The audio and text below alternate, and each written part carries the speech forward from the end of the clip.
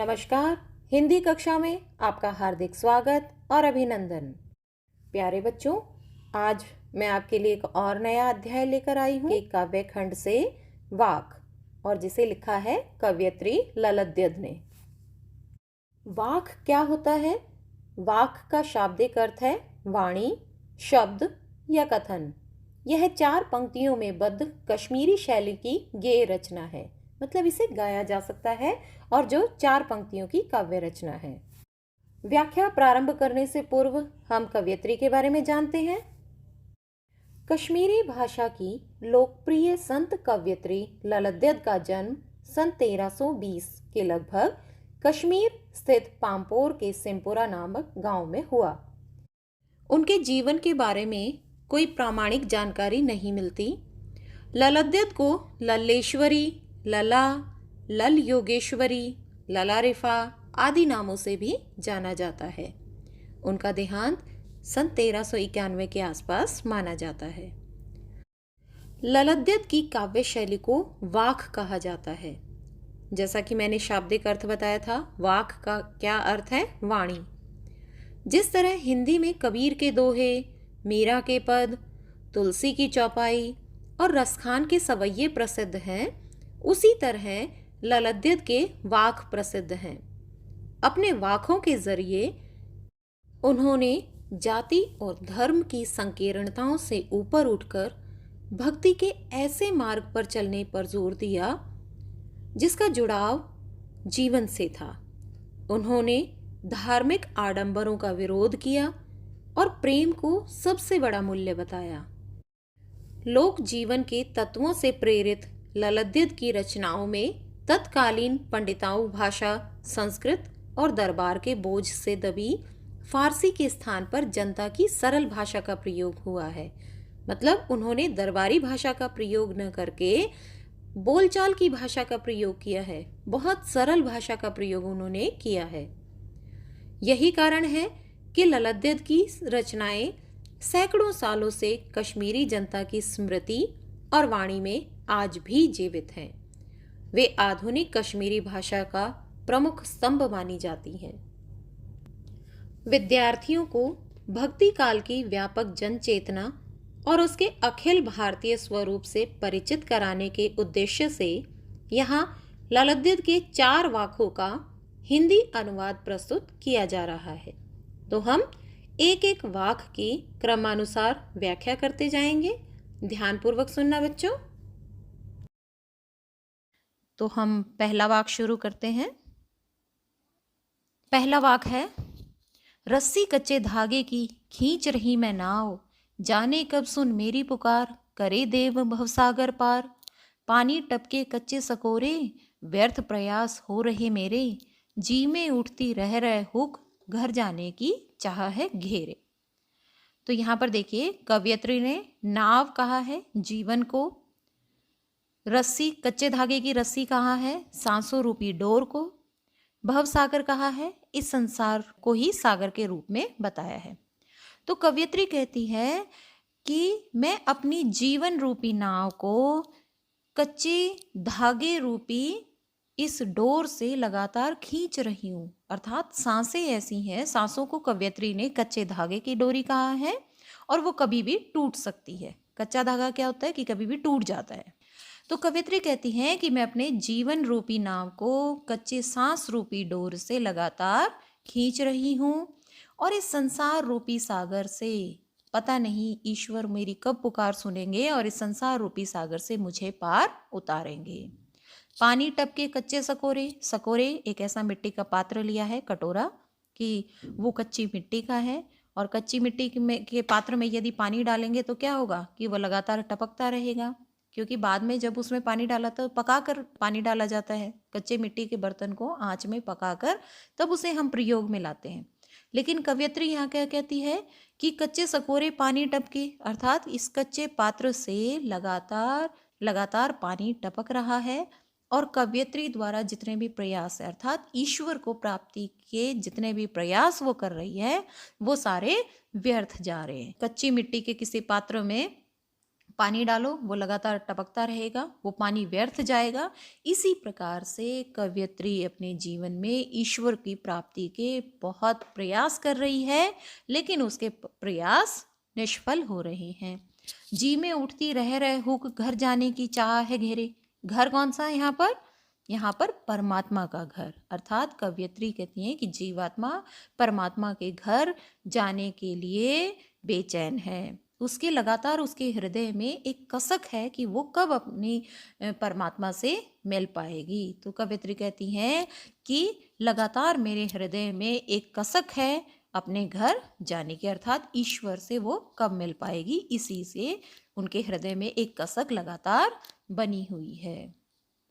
तो दूसरे वाला देखिए, दूसरा वाक है हमारा, खा खाकर कुछ पाएगा नहीं, न खाकर बनेगा अहंकारी, सम खा तभी होगा संभावी, खुलेगी सांकल बंद द्वार की। तो इसमें कवयित्री कहती है खा खाकर से तात्पर्य है कि हम इस सांसारिक मोह माया में इतना उलझ जाते हैं कि उन चीज़ों को प्राप्त करने के लिए हमारे मन में उसकी इच्छा दोगुनी होती जाती है कि उन चीज़ों को प्राप्त, हमने किसी एक चीज़ को प्राप्त कर लिया तो हम किसी और चीज़ को प्राप्त करने के लिए ललायत रहते हैं। तो इसलिए निरंतर हमारे मन में ईर्ष्या, लोभ, अहंकार, मद, मोह, माया आदि लगातार ये विचार पनपते रहते हैं और इन चीज़ों को प्राप्त करने के लिए हम निरंतर प्रयासरत रहते हैं। न खाकर बनेगा अहंकारी। और कवयित्री कहती हैं न खाकर बनेगा अहंकारी, अर्थात हम इन सांसारिक चीज़ों का त्याग कर देते हैं तो अहम का भाव जागृत हो जाता है। तो कवयित्री कहती हैं सम खा तभी होगा समभावी, अर्थात ना तो हमें इन सांसारिक चीज़ों में ज़्यादा लिप्त होना चाहिए और ना ही हमें इन सब चीज़ों को छोड़ना चाहिए। समान भाव से, अर्थात अपनी इंद्रियों को समभाव से रखकर ही हम, तभी हमारे खुलेगी सांकल बंद द्वार की, मतलब तभी हमारे मस्तिष्क की अज्ञान रूपी जो द्वार है, जो बंद है, वो खुल जाएगा और हमें ज्ञान की प्राप्ति होगी। तो खुलेगी सांकल बंद द्वार की, अर्थात अपने मस्तिष्क के जो द्वार बंद किए हुए हैं उनमें ज्ञान का प्रवेश होगा कि हम चीज़ों को समान भाव से रखेंगे, ना तो ज़्यादा अहंकार आएगा और ना ही ज़्यादा हम सांसारिक चीज़ों में लिप्त हो पाएंगे। तीसरा वाक है, आई सीधी राह से गई न सीधी राह, सुषम सेतु पर खड़ी बीत गया दिन आहा, जेब टटोली कोड़ी न पाई, मांझी को दूं क्या उतराई। कवयित्री कहती हैं कि संसार में आई थी तो मैं बिल्कुल सीधे से रास्ते पर चली। मैंने ईश्वर को प्राप्त करने के लिए साधारण सा बहुत सीधा रास्ता भक्ति मार्ग अपनाया, लेकिन उस भक्ति मार्ग पर भी मैं सही प्रकार से न चल पाई। गई न सीधी राह, मतलब उस पर सीधी प्रकार से न चल पाई और इन सांसारिक चीज़ों में मैं लिप्त होती गई। तो कवयित्री ने अब क्या सोचा कि ईश्वर को प्राप्ति का एक ऐसा मार्ग सोचा कि ऐसा पुल बनाया। कौन सा पुल बनाया? सुषुम सेतु पर खड़ी थी बीत गया दिन आहा, कि सुषुम्ना रूपी पुल बनाया। अब सुषुम्ना क्या है कि हम हमारी प्राण वायु प्राप्त करने के लिए 3 नाड़ियां हैं प्रमुख, ईड़ा, पिंगला और सुषुम्ना। ईड़ा नाड़ी क्या होती है?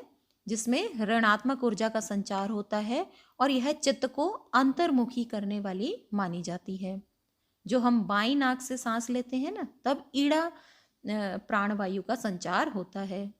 दूसरे है जब हम इसके विपरीत अगर दाएं नाक से सांस लेते हैं तो पिंगला नाड़ी में धनात्मक ऊर्जा का संचार होता है और वह चेतना को बहिर्मुखी बनाती है। अब इन दोनों के बीच का, अर्थात ईड़ा और पिंगला नाड़ी के बीच का एक मार्ग है जो हमारी नासिका के मध्य में स्थित है, जिसका नाम है सुषुम्ना नाड़ी।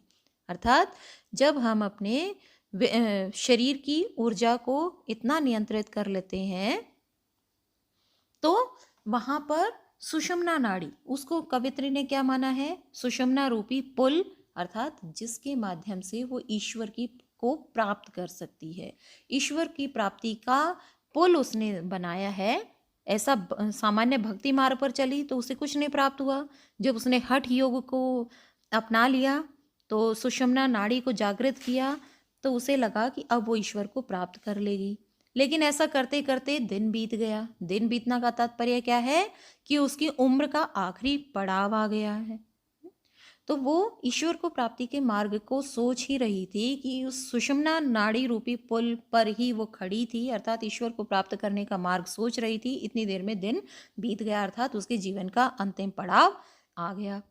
अब उसे ये चिंता सता रही है कि जेब टटोली कोड़ी ने पाई, मांझी को दूं क्या उतराई। मांझी मतलब ईश्वर। मांझी मतलब क्या होता है वैसे, कि नाव को खेने वाला, नाव को चलाने वाला, कि जो एक किनारे से लेकर दूसरे किनारे तक नाव को लेकर जाता है और बदले में जब वो उनसे पारिश्रमिक लेता है, अर्थात बदले में उनसे पैसे लेता है नाव को एक किनारे से दूसरे किनारे तक पहुंचाने के।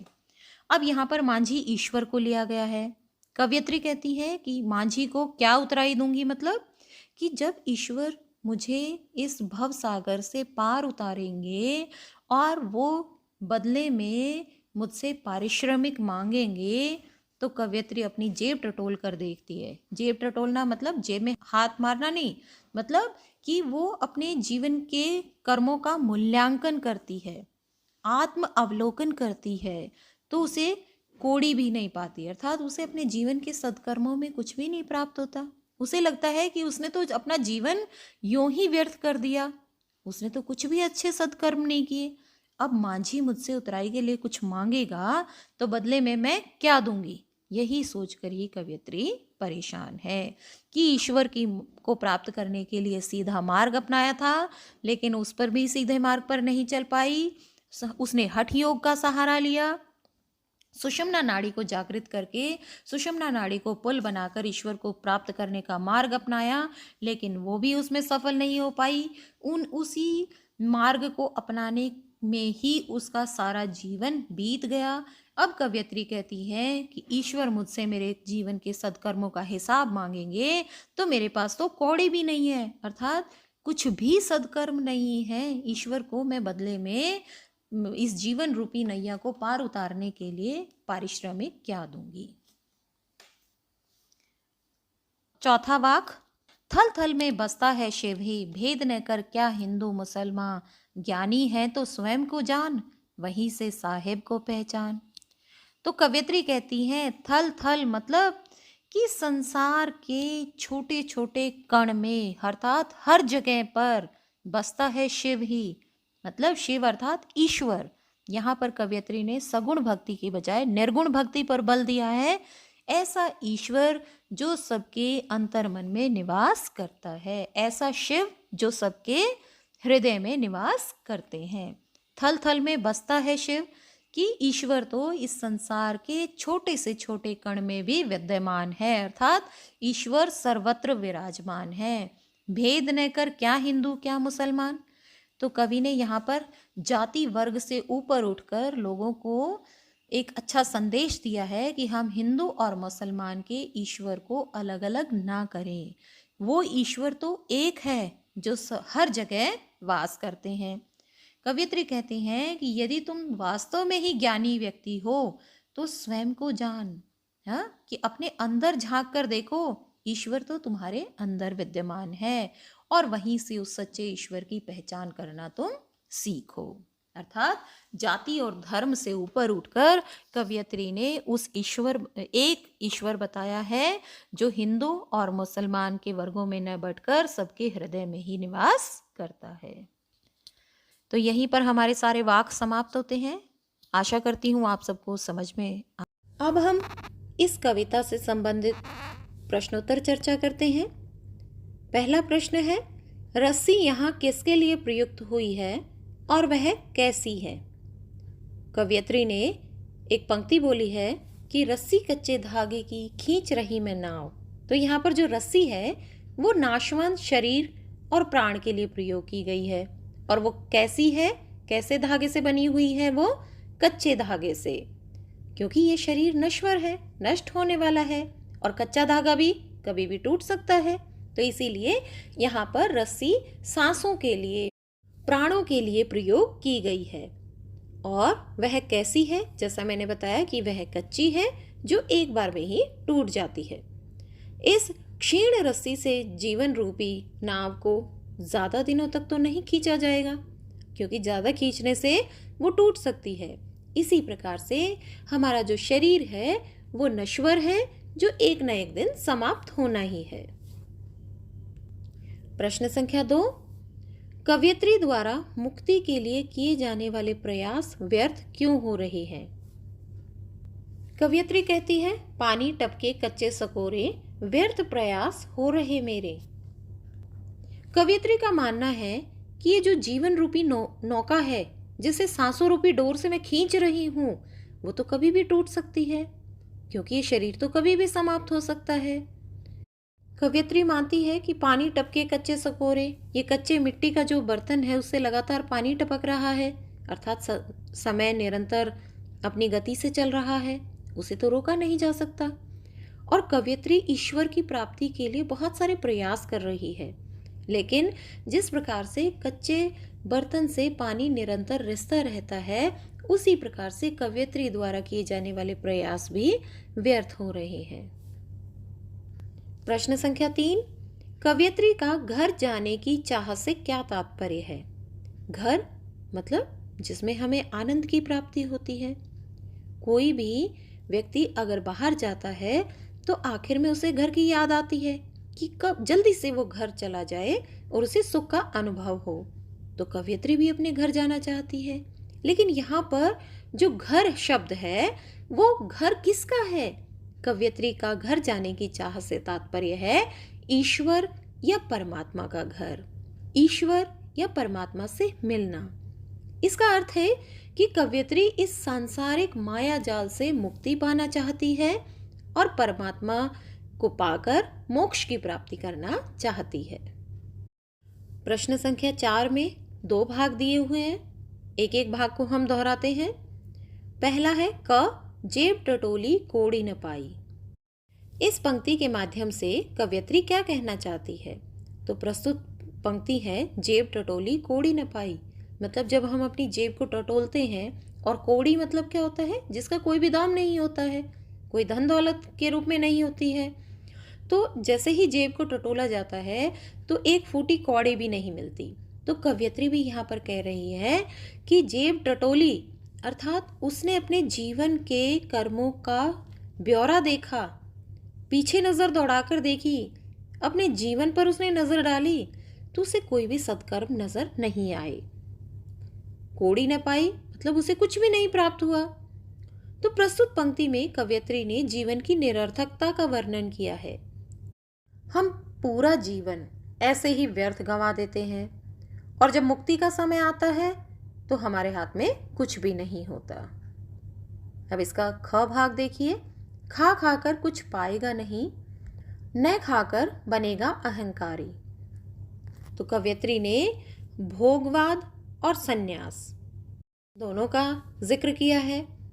कवयित्री कहती है कि भक्ति का सहज मार्ग दोनों में से किसी चीज को नहीं मानता, क्योंकि ये दोनों जो चीजें होती हैं ये मनुष्य के जीवन में अगर अति हो जाए तो उसे विनाश की ओर ले जाती हैं।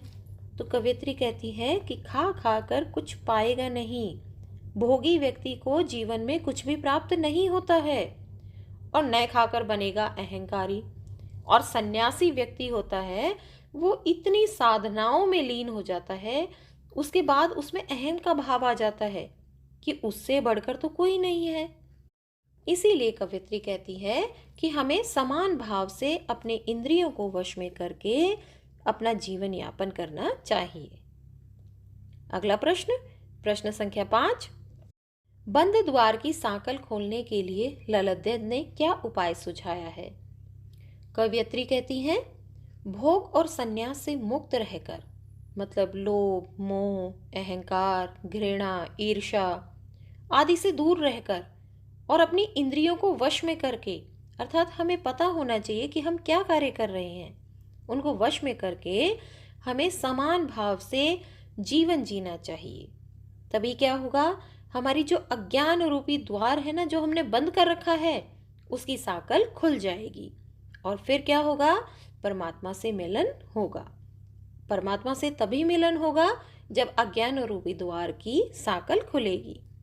मनुष्य को न तो ज़्यादा भोग में विश्वास करना चाहिए और ना ही सन्यासी बनकर जीवन जीना चाहिए, क्योंकि हम ज़्यादा भोग विलास करेंगे तो हमारी इच्छाएं बढ़ती जाएंगी, और यदि हम इस दुनिया से कट जाएंगे, तंत्र साधना में लीन होंगे, तो हम स्वयं को ये जानेंगे कि हमने पता नहीं बहुत सारा ज्ञान हासिल कर लिया है, अब हमसे बढ़कर कोई ज्ञानी है ही नहीं।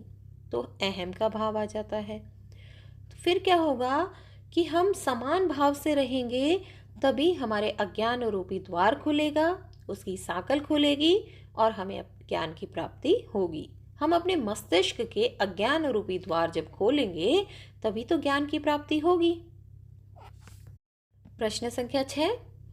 ईश्वर प्राप्ति के लिए बहुत से साधक हठ योग जैसी कठिन साधना भी करते हैं, लेकिन क्या होता है, उसे लक्ष्य तो प्राप्त नहीं होता। ऐसी जो बात है वो कवयित्री ने किन पंक्तियों में कही है? तो ये जो अर्थ है हम निम्न पंक्तियों में देख सकते हैं। आई सीधी राह से गई न सीधी राह, सुषम सेतु पर खड़ी बीत गया दिन आहा, जेब टटोली कोड़ी न पाई, मांझी को दूं क्या उतराई। समझ आया बच्चों? क्या कहती है कवयित्री कि मैं इस संसार में सीधे रास्ते से आई थी, सीधे रास्ते पर चलना चाहती थी, लेकिन मैं तंत्र ही साधना के चक्कर में उलझकर ईश्वर को प्राप्त करने के लिए ऐसे माया जाल में उलझ गई कि वो जाने का रास्ता मुझे सीधा नजर ही नहीं आया। सुषुम्ना नाड़ी रूपी पुल पर खड़े खड़े ही दिन बीत गया, और जब अंत समय आया, जब मांझी मतलब ईश्वर, जो इस जीवन रूपी नैया को खेने वाला ईश्वर है, उसको उतराई स्वरूप, पारिश्रमिक स्वरूप मुझे कुछ देना पड़ा, और मैंने अपनी जेब को टटोला तो मुझे कुछ भी नहीं मिला। मैंने अपने जीवन के कर्मों का मूल्यांकन किया तो मुझे कुछ भी नजर नहीं आया। समझ आया बच्चों? अब हम आगे बढ़ते हैं। प्रश्न संख्या 7। ज्ञानी से कवयित्री का क्या अभिप्राय है? कवयित्री कहती है, ज्ञानी है तो स्वयं को जान, वहीं से साहिब को पहचान। मतलब अगर तुम वास्तव में ज्ञानी हो तो अपने अंदर झांक कर देखो, सत्य क्या है, असत्य क्या है, धर्म अधर्म क्या है, सत्य और धर्म की पहचान कैसे की जाती है। जब व्यक्ति ये सब चीजें जान लेता है, तो स्वयं के बारे में जान लेता है, तो वो ज्ञानी हो जाता है। ज्ञानी व्यक्ति सत्य की परख करता है और ईश्वर और अल्लाह में कभी भी भेद नहीं करता है। उसके लिए तो जैसे ईश्वर है वैसे ही अल्लाह है। उसके लिए ईश्वर सर्वव्यापी है, वो हमारी सांसों में विद्यमान है, क्योंकि ईश्वर तो सबके लिए एक है। ज्ञानी व्यक्ति सांसारिक मोहमाया से दूर रहता है और सच्ची भक्ति में लीन रहता है। यहीं पर हमारी छोटी सी कविता और उसके बहुत ही आसान से प्रश्न समाप्त होते हैं।